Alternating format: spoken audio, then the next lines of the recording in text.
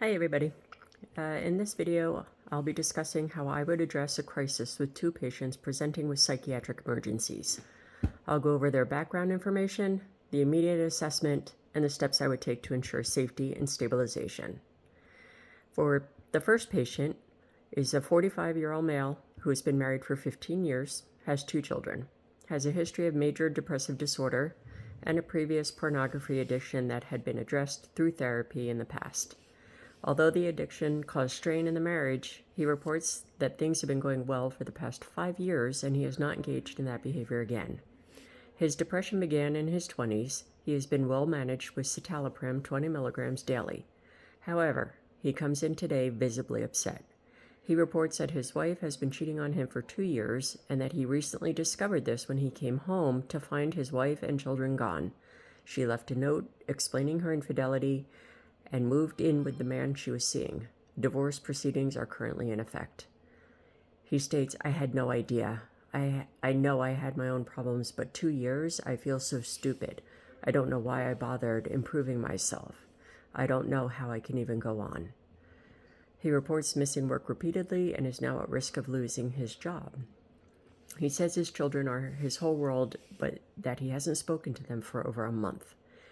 When asked about suicidal or homicidal ideations, he admits he has been suicidal since his wife left. He has been drinking at least a 6-pack of beer every night and has plans to shoot himself.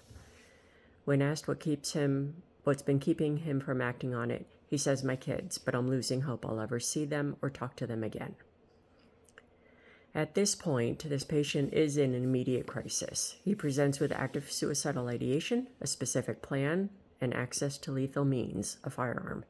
My first and foremost priority is ensuring his safety. I would remain calm and speak in a compassionate, non-judgmental way. I might say, I can see you're in a lot of pain right now, and I'm really sorry you're going through this.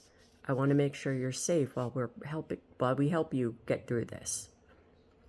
I would ask him about the firearm's location and make sure it is removed or secured by law enforcement or a trusted individual.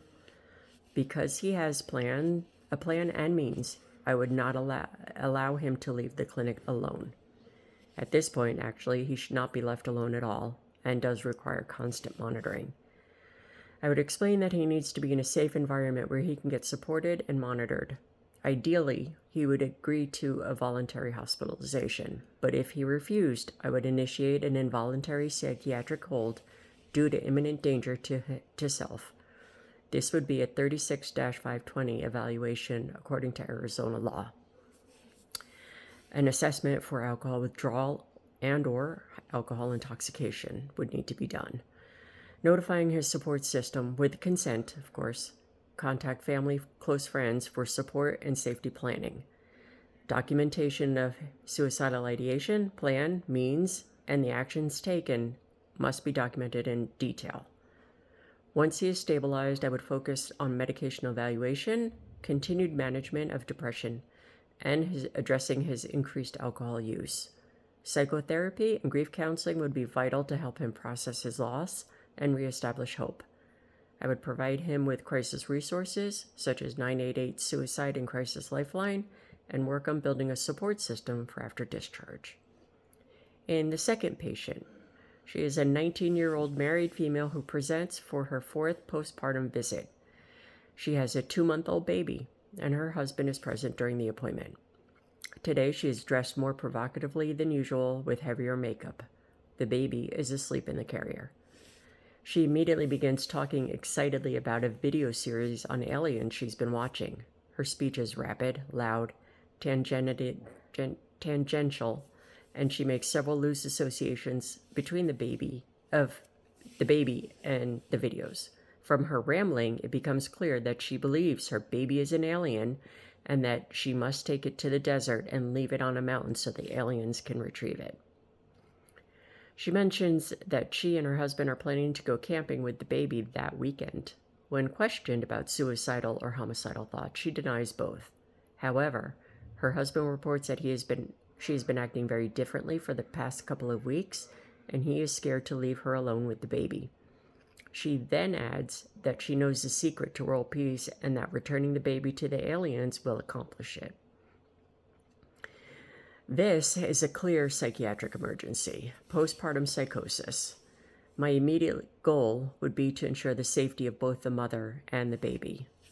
She is a grave danger to others, baby, and gravely impaired.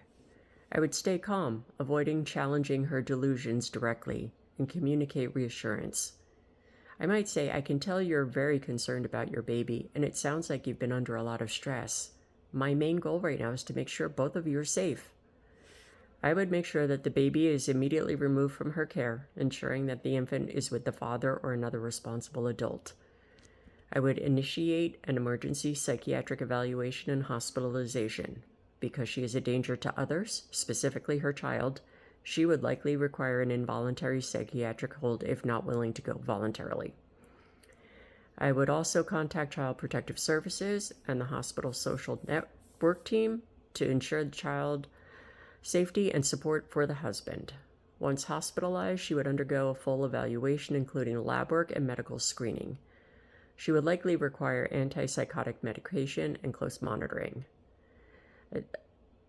Additional workup should include basic labs, toxicology, thyroid panel, and possibly neuroimaging to rule out organic causes.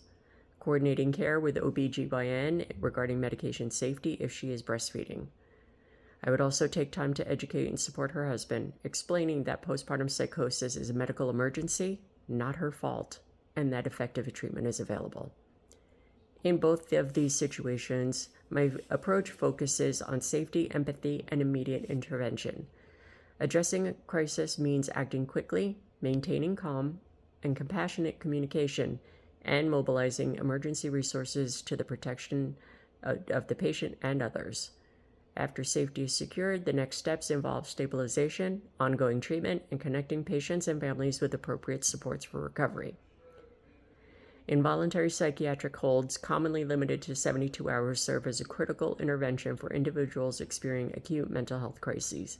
These holds aim to prevent immediate harm and facilitate crisis stabilization. Brown, 2025. Thanks, everybody.